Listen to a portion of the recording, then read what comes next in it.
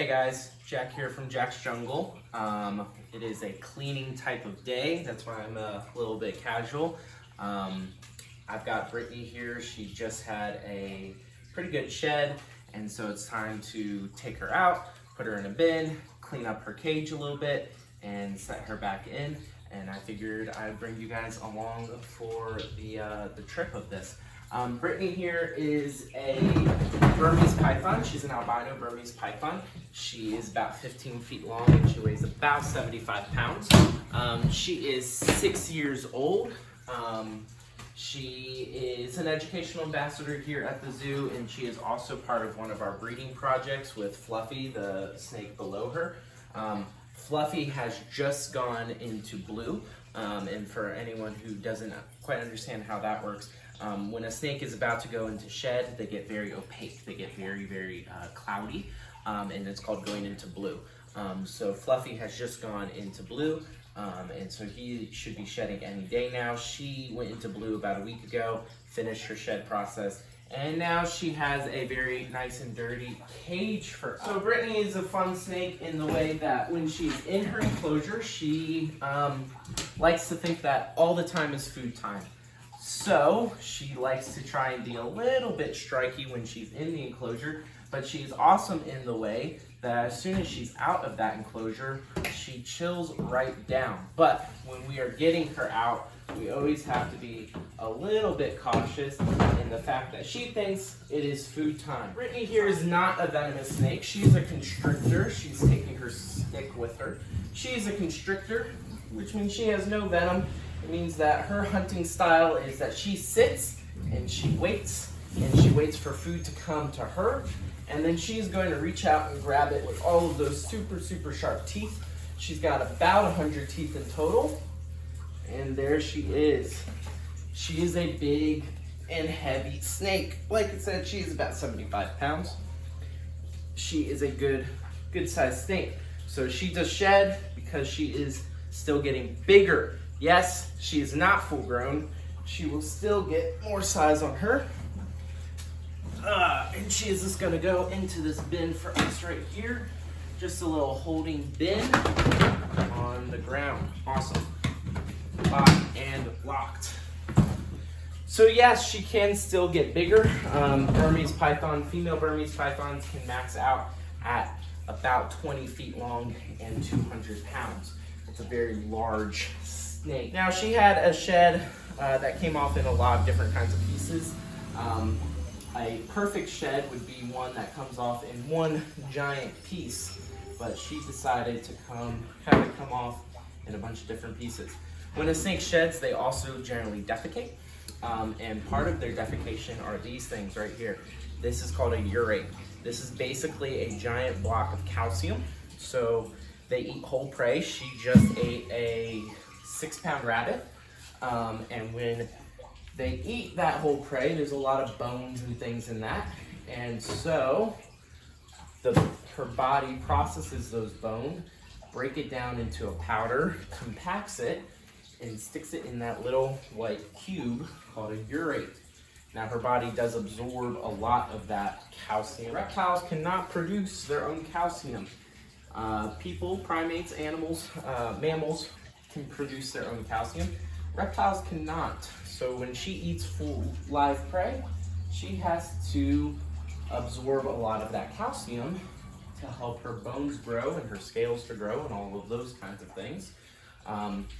Lizards that may not eat whole prey, who still can't produce their own calcium, they get it from the sunlight. So sunlight produces UVA and UVB rays, and that can help synthesize D3 in a reptile's body, which then produces calcium for them. Snakes don't have eyelids. They can't blink. You'll never win a staring contest with a snake, but they have these very specialized scales over their eyes. They're called eye caps. They're basically see-through scales, kind of like a pair of built-in goggles all the time, right? And when they shed, they actually shed that very top scale, that eye cap, off of their eye. So a snake in the wild who may be going through all sorts of different kinds of weeds and sticks and all things like that, they may scratch that eye cap. And so when they shed, they're able to shed that eye cap off, and they have a brand new, fresh, clean one underneath. It's like getting a new pair of glasses every time you change your clothes, which would be nice. I always have dirty glasses. People tell me all the time that my glasses are extremely dirty. So it would be nice just to get an automatic pair every time I change my clothes. The last thing I do before I put her back in is you may be able to see this dirt is super hard. And so I just like to go in and kind of break it up a little bit. Just kind of gives her something soft. She can work on compacting it again. Because nobody likes sitting on just like a hard bed of dirt all the time. That wouldn't be fun. But a soft bed of dirt is way nicer. Burmese pythons are naturally very aquatic. They like to go into the water, which is why she has a nice big water dish. She will be getting a larger enclosure. If anyone's looking at this and saying it's a small enclosure, she will be getting a much larger one here soon. I am trying to build her an entire room that has a whole big water feature in it, so that she can display a lot of those really cool natural characteristics that you see in these snakes. That will be part of when Jack's Jungle moves to a physical location where people can come and take tours. She will definitely be on display for people to be able to see her. She'll be in a nice big enclosure, so that people can view her doing all of her cool snake things and enjoy watching a massive snake moving around, and a bright yellow massive snake at that. So we are going to go ahead and put her back in, so we'll just close this door first. Make sure it's all nice and locked up.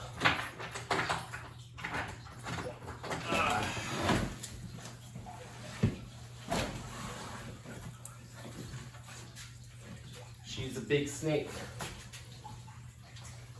When she goes to shows, it usually takes 2 Jack's Jungle employees to move her around and hold her.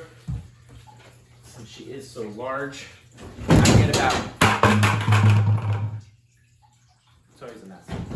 I get about 10 minutes of holding her before I am wiped out and she has to be held by multiple people. So we're just gonna close that. And close that one, lock it all up. And there, it's a cleaned out snake. Let me go grab some water, spray her down, get the substrate nice and wet so it's not all dusty, and I will be right back. All right, I am back. I've gotten some water, and we are going to get this all wetted down. Open it back up again. We are going to leave her in it this time, but we are going to make sure we have our big snake stick ready. Get this substrate nice and moist. All right, that's one jug. We have a second jug. So when working with big snakes, you always want to keep an eye on them, because you never quite know exactly what they... In her enclosure, she tends to try and think everything is food. Outside of her enclosure, when we go do shows and things like that, she is a big old sweetheart. But you can see, she saw my hand. She's going, I think that hand might be food. I'm not 100% sure. And all I do with this stick is I make sure that if she were to strike, she doesn't have to reach to get me. So this stick isn't picking her up. It's not like stopping her very much from anything. It's simply to make sure that if she were to strike, that's why I put it in like the S of her coil right here, like this. So now if she were to strike this way, she doesn't have any room to actually strike me, which is what I want. I'm not trying to like pin her down. I'm not trying to hold her still. I want her to be able to do her thing. I just don't want her to be able to get to me. Now, that was the difficult part. Next part's easy. I've just got my big spray bottle, and we just kind of want to wet everything down. We want to get her nice and sprayed. Like I said, that shedding process can take out some moisture from them, so you just kind of want to get them nice and wetted down. And like I said, her water is nice and full, so I don't actually have to change that out, which is nice because that is about a 15-gallon tub over there full of water, and that can be a pain to try and clean out. So we've got it cleaned out. We got all that dirt broken up. We've got it nice and wetted down.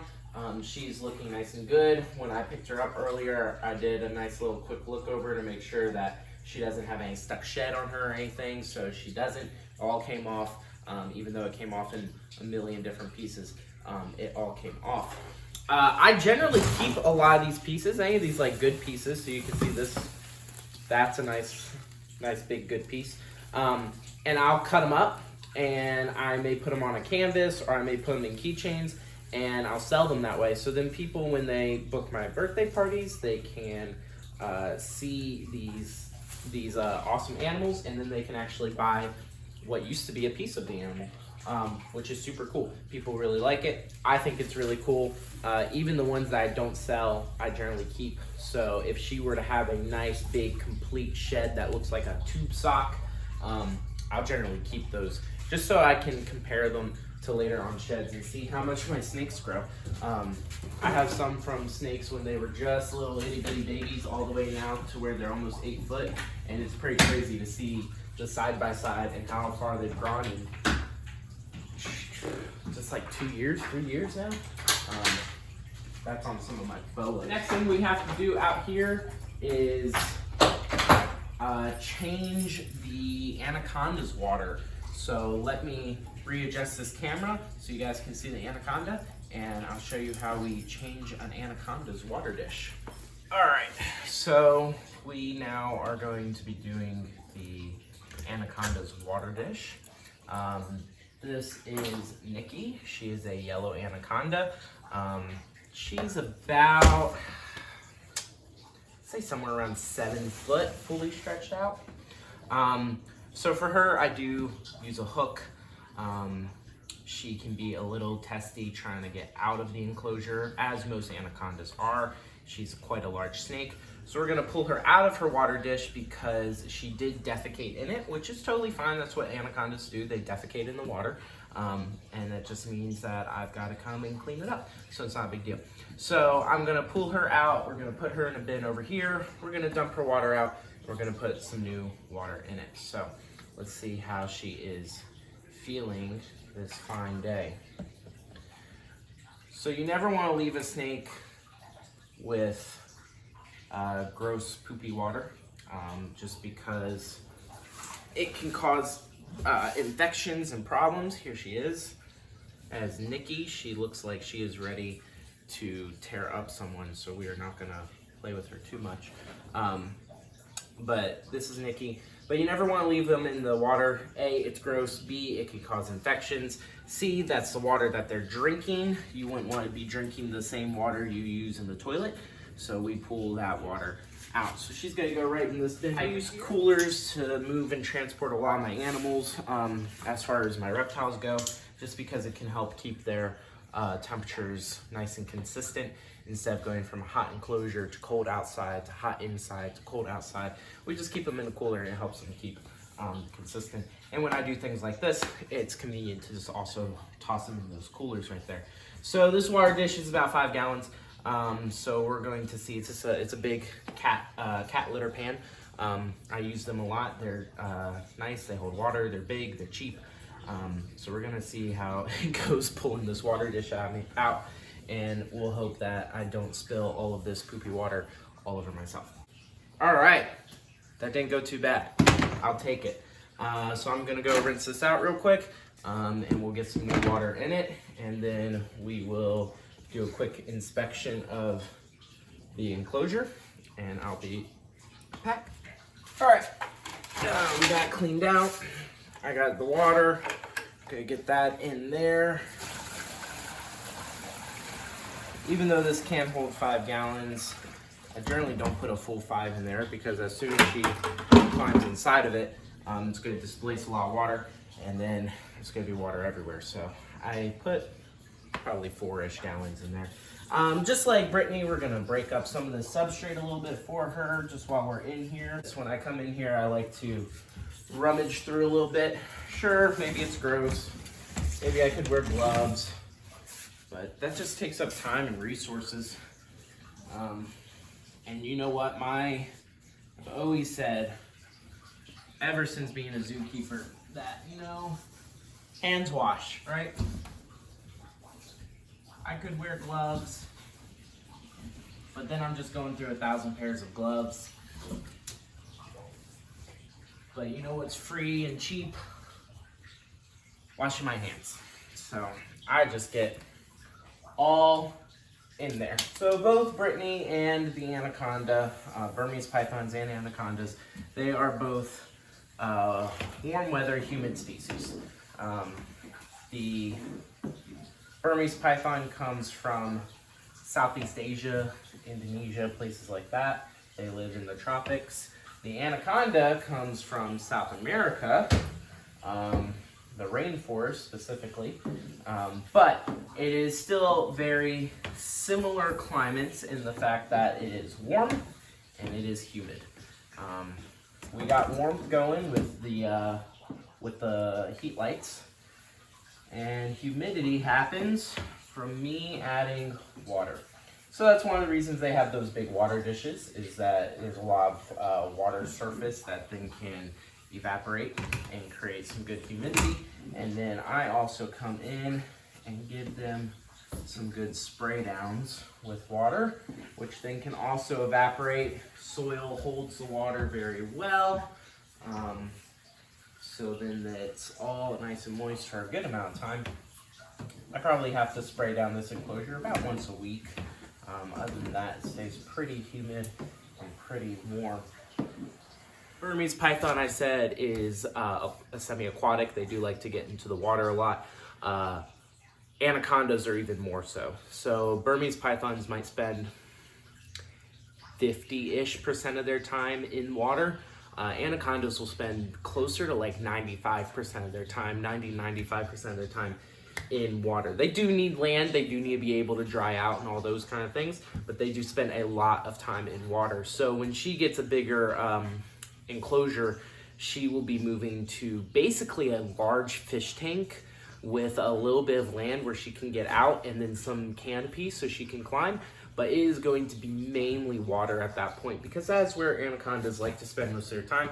And I strive to give these animals the closest thing I can to their natural habitats. And out she comes. She is feeling feisty today. She is still fairly new to Jack's Jungle. I've been working with her quite a lot in order to get her a little bit more comfortable with handling. Anacondas can be very touch and go when it comes to handling. She is going to birthday parties at this point, so if you book a birthday party, you can see Nikki. And she is good enough to go to birthday parties, kind of just like the Burmese python. She's a little weird when she first comes out, but then after she's out, she's generally good. So I have no issue taking her to birthday parties, because she has gotten quite tame. But that is all for me today. I've got some other things to clean. As far as this video, that is some basic and easy care on some very large snakes. So until next time, I will see you guys later.